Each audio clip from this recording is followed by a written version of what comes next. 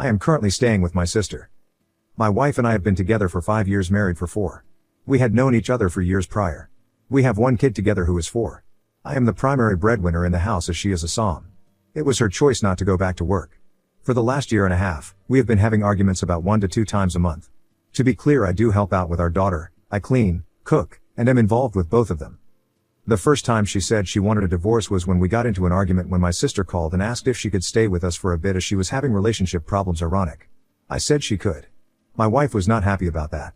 I pointed out that her friend stayed with us a couple of months prior for 5 weeks and didn't do anything around the house. Plus she was just there. No discussion, no nothing. She was a stranger to me and my daughter. My sister is lovely and has a great relationship with our daughter, and I thought my wife was as well. She ended up staying with us for a week, helping out around the house, cooking, cleaning, and watching out daughter when needed. I thought we both forgave each other and moved on. The fights are usually over something small. 90% are not started by me. I have suggested therapy and counseling, but she always said we never needed it. Well, I had it last night. She picked a fight saying I was spending too much time at work, and that she feels abandoned and that I'm not a good father. Ended her rant with I want a divorce. I stood up and told her that the only reason I work so much is because she can't stop spending my edit. At the time of the argument I used our money. Typing it out, it came out as my money on accident. We agreed to split the money into bills, future savings, future daughter, and fun money, money on things we don't need or use. She refused to get a job or go to school to help her out. I provide for the family. For my daughter. I'm always at her important dates, functions, doctor's appointments, anything she needs. She refused to get help through therapy or counseling. I don't want this anymore. I'll have my lawyer send her the papers when she writes it up. I got my daughter's things and left with her to my sister's. It has been 2 days and she keeps calling and texting saying she is sorry. She didn't mean it. She wants to go to counseling and therapy. She needs me. She misses me. Etc. I don't know what to do. I love her. She is a good mother. But I can't do this anymore. Internet strangers, please help. Yes, I have a lawyer. For my family and work. I have known her since I was a teen. Update. Hello all. Unfortunately, this is not a sunshine and rainbows update. I posted a few months back about how my wife kept throwing divorce in my face on a regular basis. That was until I did okay, got my daughter and left. I needed to vent, so I posted here, check profile for original. To clarify some questions I have gotten, I'll refer to one of my comments on my OG post. I want to point out some things that it seems was missed or looked over. I would do everything again if I had to, including taking my daughter. I have pushed her wife to go out, find a job, get a hobby, meet new friends, and do something, anything. Asked about seeing someone for help. She would not listen or consider anything I have presented. She kept saying no. Or she was not the problem. My daughter is my priority. I don't fight with my wife in front of her or around her. I grew up in a bad household. I have been in the position where my dad got angry at my mom. My mom left, and my dad took it out on me. I don't ever want that for her. I don't know what my wife was going to do that night. You can't force someone to get help. They have to want it. Actually want it. If you force someone, they will go through the motions just to make it look like they changed. I'm not blameless in this. But I can't raise my daughter with her thinking this is okay behavior. Or his is how relationships are supposed to be like. I decided when I was young that I would never be like my dad. Okay. So after I made my post, I had a bunch to think about. I decided that I had to make sure she knew how serious I was. We sat down, and I flat out told her that I couldn't do this anymore. The fighting and threatening of divorce has to stop. She agreed and said she would not say it. I told her that the next time it was thrown out, it would be the last time. We agreed to go to couples therapy. It was eye-opening. Things were said, feelings were brought up, and outside professional views helped us understand the other better. After a few sessions, I thought we were doing better. She started to apply herself more. She looked and obtained a job. Made some friends and got a hobby. That was until an argument started because we had plans in regards to our daughter that she overlooked and couldn't cancel the other plans she had made with some new co-workers. At what I considered the end of the argument, she said under her breath, "I knew marrying you was a mistake." I looked at her, and the thing I remember most is how I did not recognize the woman that was standing there. She looked different to my eyes. I didn't know who the woman was in front of me was. I asked her to repeat herself. She said, "I should have divorced you years ago." I walked away and took my daughter to the plans alone, just us two. I ended up filing for legal separation. Under the terms we both signed was something along the lines of, while separated, we are still legally married and will not get involved with anyone during this time period. Finances will be separated, but bills will stay as currently split. I would still pay for insurance through work. Other things that were in it were therapy sessions would continue both as individuals and couples. I would move in with my sister, and we had shared custody of our daughter 70, me, 30, her. One day, When I had my daughter, I needed my wife to take her. I let her know a week before, and she agreed. The morning of at 7:30 I went to drop her off at the house and noticed an unfamiliar car in the driveway. My first thought was, she must have a girlfriend over. I go ring the doorbell, out of respect but still odd ringing your own doorbell, and wait with my daughter when a shirtless man about 20 opens the door and asks who am I and what do I want. I asked for my wife, he calls her, and she comes around the corner in a robe and her fave goes from curious, shocked, horrified, sad. Needless to say, in 3 months' time when the legal separation ends, I'm filing for a decree of dissolution of marriage. My daughter is safe, she doesn't understand what's going on other than daddy and mommy are not happy with Ecother. As stated above, she is my priority.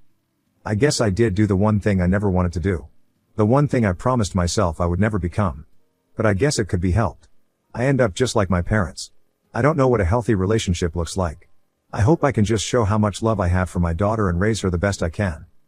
Thanks for the support, comments, love, and criticism. Now on to the next story. Story 2. Am I wrong for insisting my sister uphold her end of our custody agreement? So there's a lot of backstory here. My sister Lily F35, had my niece Emma F9 when she was 26. She was at the time living with my parents along with her then boyfriend and they had both just gotten out of rehab for heroin addiction. Both her and her boyfriend were not able to stay clean for long, and she was using throughout her pregnancy. When Emma was almost 2 months, she came to me begging me to take Emma for 2 months while she checked into rehab again to get clean.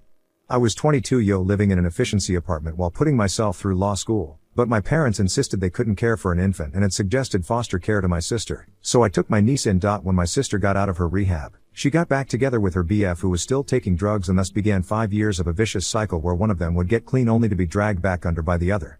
I took legal guardianship Emma, although it was still supposed to be temporary.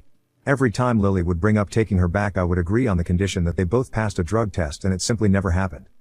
When Emma was almost 6 years old, my sister came to me saying she was once again pregnant. This was the turning point for her, and she gave birth to my nephew having been clean for almost 8 months. Obviously it was very hard for both me and Emma, going from her living with me, to moving back with her parents. We went to court and worked out a custody arrangement where I still have Emma every weekend, but she spends the week with her mom and dad. We attended family therapy all together for the first year, and once we settled on a routine we stopped. Here comes the issue. My sister is once again pregnant and she and her former BF, now husband, say that they don't want to allow Emma to come with me weekends because apparently she comes home to them acting like a brat. I absolutely understand the issue. I explained to my sister that when Emma is with me she is the center of attention and going from that to having to fight her brother for her mom's limited attention between bouts of morning sickness has to be hard. I offered to take my nephew weekends as well to give my sister some rest, or to possibly resume family therapy so Emma could work through these changes. My sister simply told me that Emma would be taking a break from spending time with me. I let her have 2 weekends with Emma and then when she continued to stonewall me I threatened to take her to court. We have a custody agreement in place and I am still one of Emma's legal guardians. She said I'm throwing the past in her face, and won't let her be a real mother to Emma. I'm conflicted. I raised Emma for almost 6 years and I treasure every moment I spend with her, but am I getting in the way? Emma calls me every evening and asks what we are doing over the weekend and why I don't have time for her, so I think additionally my sister is spinning it as me not wanting her to come. I just want what's best for Emma, so Reddit Ada? Edit, to clear up some misunderstandings. Emma is now 9, my sister has been clean for over 3 years. We transitioned Emma very slowly, she was with her parents every other weekend for a year, then we had 50-50 split and now I have weekends. For those saying I'm making it difficult for them to spend family time on weekends, I have always been flexible and if they told me they had weekend plans I would absolutely let them take Emma. This is not about them wanting to do stuff with Emma, this is about them not wanting me to do stuff with Emma. They send her brother to my parents' house Saturday and Sunday so they can unwind, and the past 2 weekends they sent Emma to her grandparents as well, so I don't see how it's that different if I take her. My sister is a stay-at-home mom, she does not work so she has plenty of time with Emma. She is almost 300 pounds and rarely leaves the house, which always looks like a tornado hit. My parents purchased my sister a house when Emma was 3 in hopes that would help with her being able to regain custody, so with my Bill working an IT job they are able to make ends meet. I drive Emma to karate, swimming and Girl Scouts every week and am in constant contact with her to make sure she is doing well. My Bill has relapsed twice in the past 3 years, but he was kicked out of the house both times so Emma wasn't forced to witness anything. For those saying that they are using Emma as a babysitter, I really don't think so. My sis rarely leaves the house and I make sure Emma has lots of activities because I think it's important that she is out of the house and active. Also, apparently they recently let her watch her 3-year-old brother for 2 hours and she was so excited that they paid her $20. Edit. So the comments about what might be happening at home with Emma really scared me. I reached out to the therapist Emma used to see and made an appointment for Friday after school. The way we always do appointments is she gets to talk to her therapist alone first and then I come in and we talk together. I'm going to make sure she knows I will always have time for her and will always want her. I'm also going to ask whether she's happy living with her parents or whether she would prefer we to spend less time there. Wish me luck, and thank you all for your feedback. Relevant comments. On the transition/how things happened. I would never let them sever our bond. We were very slow to transition her. They had her every other weekend for almost a year before we switched her primary residence. I know that I could easily get custody back. I'm a lawyer and I not only know every loophole in the law, I know the people in the system, which is why I don't doubt I could regain custody and would if I thought that she wasn't safe. I just don't know if that's the right move. Emma makes it clear that she considers me a mom, but my sister harbors so much guilt for not being there and is trying so hard to be the best mother possible. It's hard to see the forest through the trees. We transitioned slowly, so they had weekends for the first year, then we had 50-50 split for almost a year, and now I've had weekends for almost a year. On Emma's behavior. She was doing really well until my sister got pregnant again. She loved having a little brother and she had started calling my sister mom for the first time. I'm paying for her to attend the private school she attended preschool and kindergarten for, and she was really doing well with a stable social group and teachers. Apparently she started coming back from her weekends with me and she wouldn't listen to her parents for the first 2 to 3 days of the week, and by the time my sister felt Emma was following house rules it was time for my weekend, and the cycle just kept repeating. And yes, my sister has openly admitted that she is jealous of me. Not only of my bond with Emma, but also of the fact that I can financially afford to provide Emma with a lot that she can't. She says I spoil her and I'll openly admit I do. She's my girl and I want to give her the world.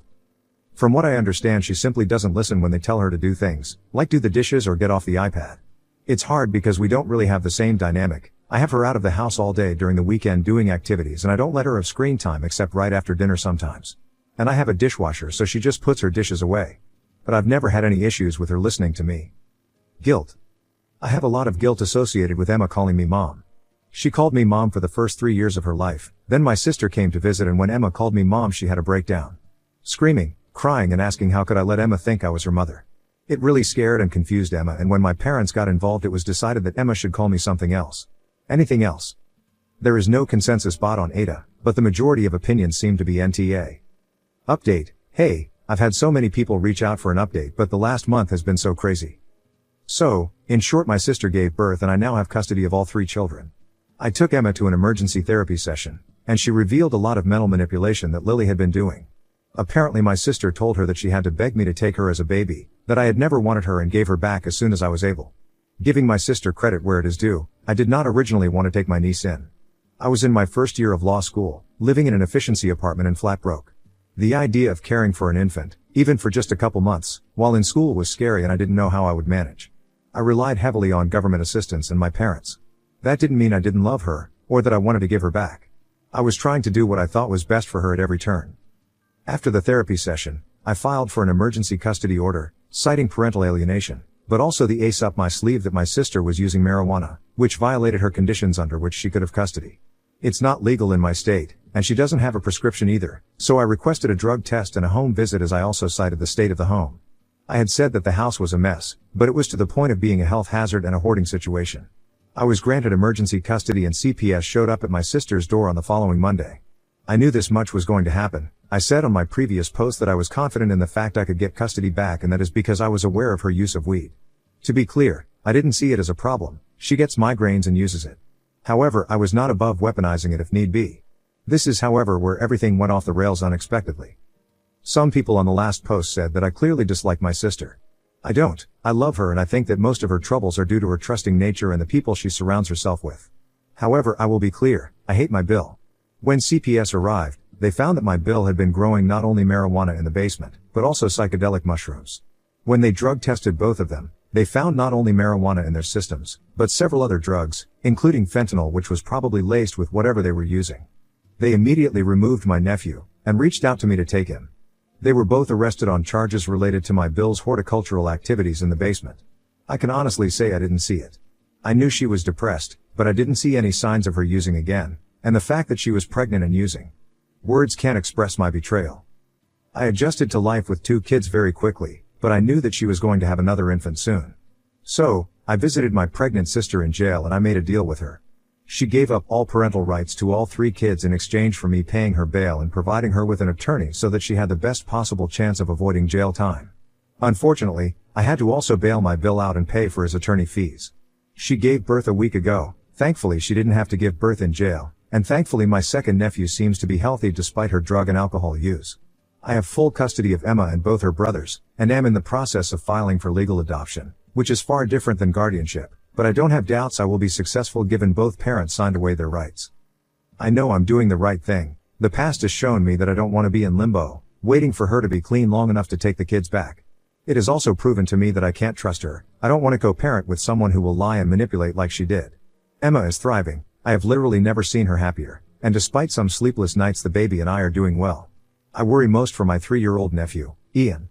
He is doing well so far, but I don't think it has sunk in that this is permanent. We will definitely be doing family therapy. I hope that I have covered everything. Thank you so much to everyone who convinced me that everything was not right with Emma. Without you, I don't like to think what could have happened. Edit. I have seen a lot of concern in the comments about my sister having another baby. It is very unlikely. The reason she had Emma in the first place was because she wasn't on any form of birth control because she thought she couldn't get pregnant. When she was a teenager she had to have one of her ovaries removed and the doctor said there was very little chance of getting pregnant. Emma was breech when she was born, so my sister had to have a cesarean and thus had a cesarean with both other children. According to the doctor, when my latest nephew was born, there were complications and due to extensive scarring in addition to only one ovary the doctor told her that it's very unlikely she will have more children. It's not impossible that she could have another child, but the chances are so low that with everything else I need to worry about, I am choosing not to worry about that for the time being. Relevant comments. Info/curiosity on law school. I finished law school almost 7 years ago. I worked as an ADA fresh out of law school and now I work as a criminal defense attorney, occasionally working some family law cases. I'm taking a business certification in international law right now as I was raised in Europe, now live in the States, and I was interested in possibly switching to being an attorney for an international company with the possibility of travel. Now I will have to take the kids into account with any job changes. I spent my childhood always traveling, and although I love the different cultures I was introduced to, I never had a chance to put down roots. Have your parents chimed in on this? My parents and I are taking a break from each other. When I filed for emergency custody my parents were livid and we both said some things. I understand their position. It really seemed like my sister's family had pulled it all together and my parents thought I was trying to ruin that. I think that things changed when everything shook out. This is the first time they have refused to bail my sister out, but they haven't reached out and I would rather give it some time. I'm sleep deprived and overwhelmed right now and I don't want to say anything more I might regret.